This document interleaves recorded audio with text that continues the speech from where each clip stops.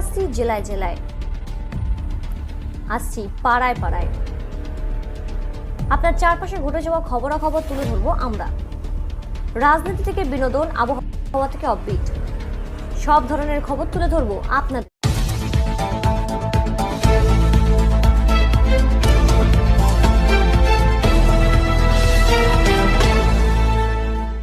যুক্ত থাকুন, সঙ্গে থাকুন, দেখতে থাকুন কলকাতা নিউজ 19। নমস্কার, আপনাদের সাথে আমি দিশা। কলকাতা নিউজ 19-এ আপনাদেরকে স্বাগত। গত 1 জুন দমদম লোকসভা কেন্দ্রের ভোটের দিন আমরা পৌঁছে গেছিলাম দক্ষিণ দমদম পৌরসভার নম্বর ওয়ার্ডের পৌরপিতা দেবাশিস ব্যানার্জির কাছে। আসুন তারই মুখে শুনবো ভোটের বিস্তারিত তথ্য।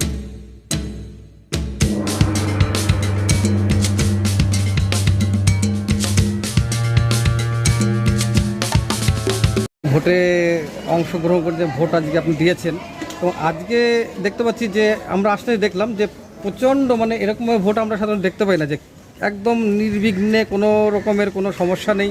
কি বলবেন? দেখুন, আমাদের এখানে বিগত 15 বছর ধরে প্রচণ্ড নির্বিঘ্নে ভোট হয়, কোনো সমস্যা হয় না। সিপিএম, কংগ্রেস, তৃণমূল, বিজেপি সবাই মিলে মিশে একসাথে ভোট দেয়। আমরা তো টাইটে বিশ্বাস করি না, আমরা বদলায় বিশ্বাস করি না। আমরা মনে করি কাজের মাধ্যমে লোকের মন জয় করে দেব,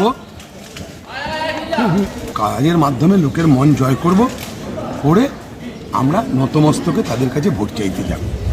আজকের দিনটা তো আমাদের কাছে একটা পরীক্ষা, কাউন্সিলরদের কাছে একটা পরীক্ষা, যে সৌগত রায়কে আমরা কত বেশি ভোটে জেতাতে পারব। এইটা আমরা এলাকায় যদি কাজ করি, এলাকার মানুষ কোনো গণ্ডগোল বা দিয়ে করতে হবে কেন? এলাকার মানুষ এমনি আমাদের ভোট দেয়। কেউ তো জন্মে সিপিএম হয় না, কেউ তো জন্মে বিজেপি তৃণমূল হয় না, কংগ্রেস হয় না। এলাকার কাজ, পরিস্থিতি সব কিছু তৈরি করতে সাহায্য করে। আচ্ছা, আপনি একজন তৃণমূলের ক্যান্ডিডেট ছিলেন এক সময়, তারপর আপনার নির্দল হয়ে দাঁড়াতে হয়েছে এবং আজকে আপনি নির্দল হয়েই কাজ করছেন, কিন্তু তাও দলের হয়ে করছেন। কি বলবেন? না, আমি তৃণমূল কংগ্রেস 98 সাল থেকে করেছি, 99 সালেও তৃণমূল কংগ্রেসের ক্যান্ডিডেট হয়েছি। কিন্তু পার্থ চ্যাটার্জি, ব্রাত্য বসুর একটা শিক্ষামন্ত্রিত্ব নিয়ে ব্যাপার, তাতে দেখলাম আমি বলির পাঠা হয়ে গেলাম। তার কারণ আমি ব্রাত্য বসুর অত্যন্ত ঘনিষ্ঠ, তার জন্য নাকি পার্থ চট্টোপাধ্যায় রাগ যে কেন ব্রাত্য বসু শিক্ষামন্ত্রী হবে। তার মধ্যে আমি কি করবো? এখানে তো আমার কোনো ব্যাপারই নেই। আমি তো না মাইক্রো লেভেলের একটা ছোট্ট সমর্থক পার্টি, সেখানে আমাকে নানানভাবে টাইট দিয়ে পার্থ চট্টোপাধ্যায় তৎকালীন মহাসচিব, তিনি আমার টিকিটটা বাতিল করলেন। আমায় কি অভিযোগ করলেন? বললেন ওনার ব্যাপারে দুর্নীতি আছে। আমি বললাম তাহলে আমার একটা দুর্নীতির প্রমাণ দিন। তখন উনি বলল যে না, সেরকম কিছু না, তাহলে ওনার বউকে ক্যান্ডিডেট করো। আমি বললাম না, আমি দুর্নীতিগ্রস্ত হলে আমার বউ দুর্নীতিগ্রস্ত, সে তো আমার পয়সাই খায়, তাহলে ওকে ও টিকিট দাঁড়াবে না, আমি নির্দলে দাঁড়াবো। আমি নির্দলে দাঁড়ালাম, 96% ভোট পেলাম। তারপরে কয়েকদিনের মধ্যেই শুনলাম পার্থ চ্যাটার্জি যে আমার ব্যাপারে দুর্নীতি বলেছিল, যে আমার টিকিট বাতিল করেছে, সেই দুর্নীতির দায়ে জেলে চলে গেছে। আমার হঠাৎ একটা গল্প মনে পড়ল, যে একজন প্ল্যাটফর্মে দিল্লিতে যাবে বন্ধু, তাকে তুলতে গেছে, যাকে তুলতে গেছে সে প্ল্যাটফর্মে দাঁড়িয়ে আছে, ও ট্রেনে উঠে দিল্লির দিকে চলে গেছে। আমার নামে দুর্নীতি, আমি দেখলাম পার্থদা জেলে ঢুকে গেল। অদ্ভুত লাগলো আমার। আর আমি 96% ভোট পেয়ে এলাকায় জিতলাম, আর এখন দলের হয়ে কাজ করছি। এটা সৌগত রায় আমায় বলেছে, তুমি ইন্ডিপেন্ডেন্ট ক্যান্ডিডেট হলেও আমি চাই এই ওয়ার্ডে তুমি আমার হয়ে কাজ করো। আমি সৌগত রায়ের কাছ থেকে, ব্রাত্য বসুদের কাছ থেকে অনেক উপকৃত হয়েছি। আমাদের এলাকায় তারা ফান্ড দিয়েছে, কাজ করেছে, রাস্তা, জল, আলো, ড্রেন। আমি তাদের এই কৃতজ্ঞতা ভুলি কী করে? আমি তার জন্য জনগণকে নিয়ে আমি নেমেছি। আজকে আমার একটা পরীক্ষা, যে আমি কতটা মানুষের মন জয় করতে পেরেছি। আমি বিশ্বাস করি যে এই সিপিএম, কংগ্রেস এরা বা বিজেপি যারা আছে, তারাও এই উন্নয়ন দেখে সৌগতের পক্ষেই ভোট দেবে বেশিরভাগ। উচ্চ নেতৃত্ব তো আসেন আপনাদের কাছে, কিন্তু এলাকার মূল প্লেয়ার তো আপনারাই। আপনি কি মনে করেন? না, আমি মূল প্লেয়ার মানে আপনি যারা কাউন্সিলর থাকে তারাই তো না, মূল player। তারাও মূল প্লেয়ার আমি মনে করি না।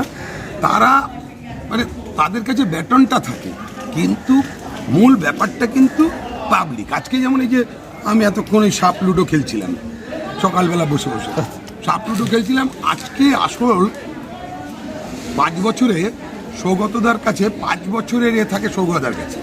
আমাদের ভাগ্য সৌগতদার হাতে থাকে, এমপির হাতে থাকে, এমএলএর হাতে থাকে। এই বছরে 5 বছর বাদে একটা দিন আসে যখন তাদের ভাগ্য আমাদের হাতে, অর্থাৎ আমরা যারা ভোটার, সমর্থক, কর্মী, তাদের হাতে। আজকে আমরা এই ছক্কার উট ফেলে, 6 ফেলে, 4 ফেলে আমরা এই সাপ লুডো খেলে কাকে সাপের মুখে ফেলবো, কাকে ময়ে তুলবো, এটা কিন্তু এই ওয়ার্ডের মানুষ করবে। এটা কিন্তু আমি একা না, আমি বলে কিছু হয় না, আমরা বলি। আমাদের হাতে আজকে ক্ষমতা।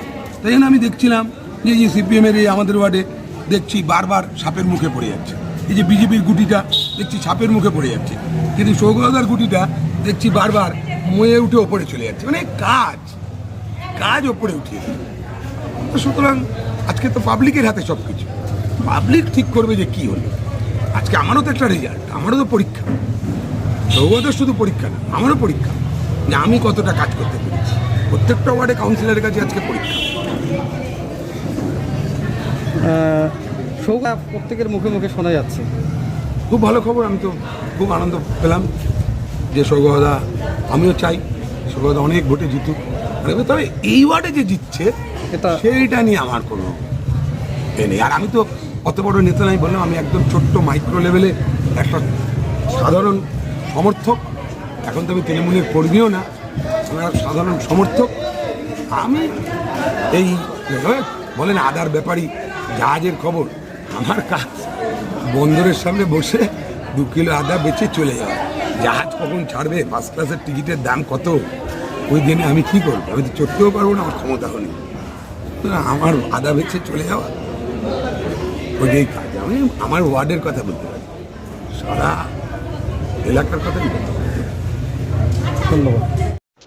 এরকম আরও খবর পেতে আপনারা আমাদের চ্যানেলটিকে প্রচুর পরিমাণে লাইক, সাবস্ক্রাইব ও শেয়ার করুন।